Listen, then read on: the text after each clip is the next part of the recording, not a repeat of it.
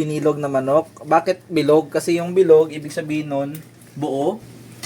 Hi guys, it's Tody Explorer. Nandito tayo ngayon sa may Valderrama Antique, and this time, papakita ko sa inyo ang kanilang pinagmamalaking manok, bilog or binilog na manok. Bakit bilog? Kasi yung bilog, ibig sabihin nun, buo. Niluto siya ng buo.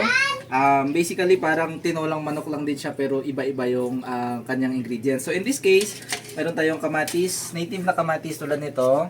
Meron din siyang mga sile. Okay, so medyo maanghang ng konti yung sabaw. And then, ang original recipe, meron din sana itong lupidan. Yung wild na pampaasim, dahon yung ginagamit. And yan, maraming mga kung ano-anong sangkap. So nandito yung lahat-lahat. Ang kanyang atay, ang kanyang intestines and everything. So yun lang.